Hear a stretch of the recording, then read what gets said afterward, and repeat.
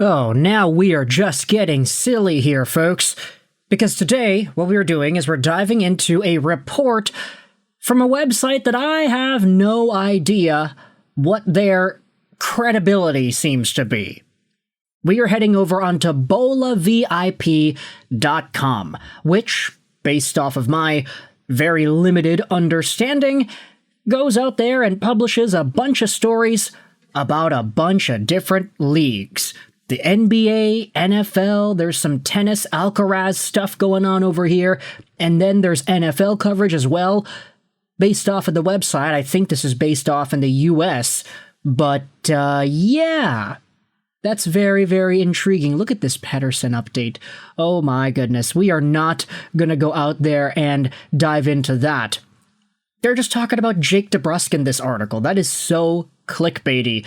And believe me, folks, I know the best clickbait if I see it. Today, though, we're not talking about Jake DeBrusk and Elias Pettersson and Brad Marchand's former teammate. We're talking about Anaheim Ducks forward Mason McTavish. Because at the time of recording this audio, the guy still hasn't signed. The guy still hasn't gotten traded. The guy is still out there in no man's land, and it looks like we might be seeing him in that state for a while. So, the Vancouver Canucks have reportedly been involved in Mason McTavish trade talks. They've been linked to this guy for quite a while. Let's dive into this piece as posted on bolavip.com by Alexander Rosquez from August 12th, 2025. It gives a little bit of a newer update as to how things are going via whichever sources the article over here has, which I'm not going to lie, they could be just spitting nonsense. But then again, it's the off-season, so if there's a better time to talk about nonsense, let me know. Canucks' pursuit of Ducks RFA Mason McTavish has reportedly faced some setbacks after interest from the Rangers, Maple Leafs, and Canadiens. Okay, now that is a really interesting update here. Don't think we've seen too many New York and Toronto conversations in regards to Mason McTavish. Montreal has kind of been in there a little bit, but Vancouver, I think, has been one of the main teams that insiders and analysts have been talking about when it comes to Mason McTavish's potential next team. This article, which will be linked in the description by the way, just talks about how the Canucks have pursued this guy. Now there are setbacks because these other teams are interested. The Canucks have been eyeing Anaheim Ducks RFA Mason McTavish as a potential solution for their second-line center role.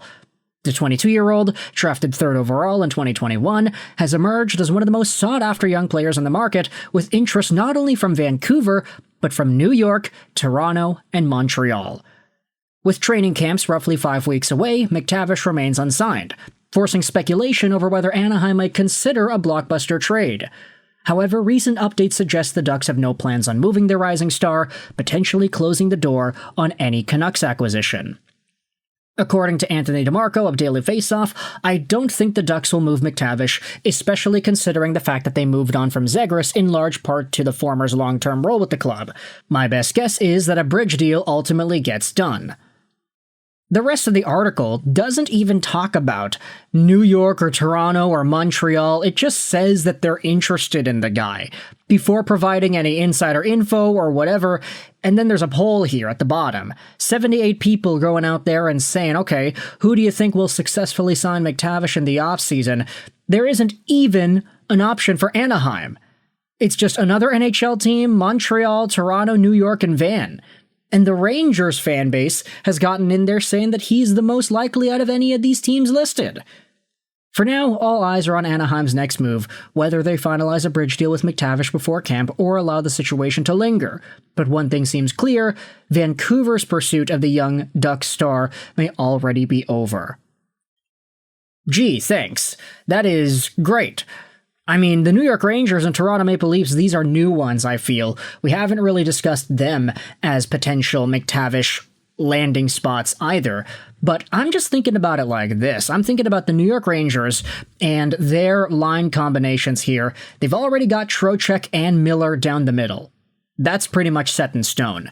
McTavish playing in New York is either going to be a third-line center who is a really big upgrade on Juuso Parssinen, or you're going to have to move one of these guys to the wing, probably a JT Miller, I guess. Not unless you were to put McTavish on that left side with Miller, which in that case, I'm kind of thinking about it like, damn, if you have JT Miller and Mason McTavish on the same line, I feel like McTavish could almost be like a JT Miller light.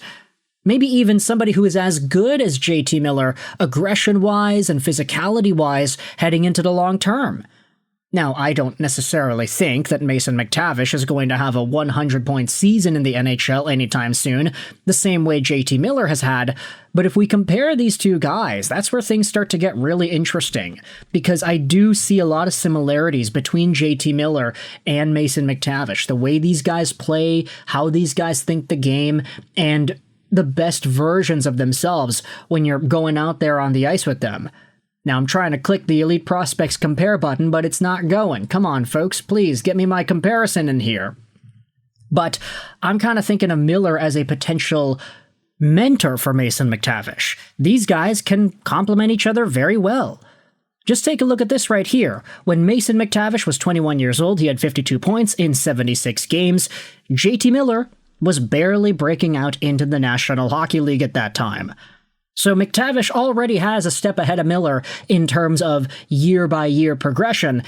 It's just Miller absolutely exploded offensively when he went over to Vancouver, had a 103-point year, and this previous season, I mean, the guy had 70 points in 72 games played. That's still really good, especially considering all the drama and the lackluster play that we saw out of this guy in Vancouver. If you go over to Toronto, though, I don't necessarily see a lot of the same benefit there. Like, sure, there are older veteran guys like John Tavares that can probably take McTavish under his wing, but they don't play the same style, in my opinion. McTavish would excel, in my opinion, under a Craig Berube system, especially alongside of a guy like Matthew Nyes, maybe playing with a little bit of bite there. Maybe Max Domi can teach McTavish a thing or two as well. But I think really the system is the biggest benefit to what McTavish could provide. Craig Berube, his hard-nosed style, I think it goes hand in hand with what McTavish is as a hockey player. Toronto, though, they are in a pretty interesting spot because no longer are they absolutely cap-strapped with the big four. Now they only really have a big two in Matthews and Nylander. John Tavares took a discount and Marner is gone. So all of a sudden, there's a little bit of extra flexibility there compared to the past few years. Could the Maple Leafs put themselves in a spot to utilize that and ultimately sign Mason McTavish to a deal? Finally, if you go over to Montreal and Vancouver, I mean, we've talked about Montreal a ton already. McTavish with the Habs would be awesome. He would be a perfect second-line center with Bolduc or Laine and Ivan Demidov. Marty St. Louis would be using this guy really well, and I think longer term, McTavish has a lot to gain out of a system like Montreal's, just in terms of the atmosphere, in terms of the vibes. This guy could grow alongside of Caulfield, Slavkovsky, Suzuki, Demidov, and Hudson and all them. There can be some very good camaraderie there behind Montreal's youthful core. We've spoken a ton about McTavish and Montreal and whether or not that's actually a fit. And then in Vancouver, we have done the same song and dance. He would slot in behind Elias Pettersson and arguably be better than Pettersson at times. That is assuming Pettersson doesn't bounce back and get back to 100-point caliber form. McTavish and Evander Kane together, alongside a Connor Garland, that could be a super hard-working energy line that can also provide some very good goal-scoring. Kiefer Sherwood, Garland, Kane, McTavish, there could be some really good aggression in this Canucks lineup, and I like that idea a lot. But, of course, we've had all these conversations as to whether or not Vancouver's even going to be able to get a trade done, and now this article on Bola VIP is saying that Vancouver can't really get this done as quickly or as easily as they wanted to because of the Rangers, Habs, and Leafs. Do you believe this report? The article will be linked in the description if you want to go out there and read it yourself, but for now, thoughts in the comment section below about Mason McTavish and his potential NHL future. This video, by the way, is being recorded on Friday, so if it's uploaded and McTavish is already traded or signed, then I am a fool. But I hope you enjoyed this video, and bye.